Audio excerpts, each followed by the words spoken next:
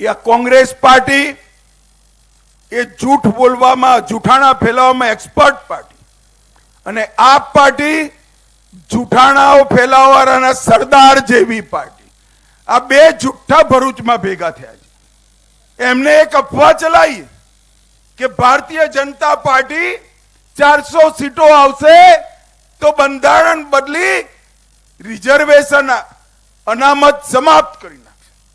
भाईओ ने बहनों तमारी कृपा माथी भारतीय जनता पार्टी पासे 10 वर्षथी बंधारण बदलवानी क्षमता छे। 10 वर्षथी पूर्ण बहुमतनी सरकार नरेन्द्रभाई 10 वर्षथी चलावे।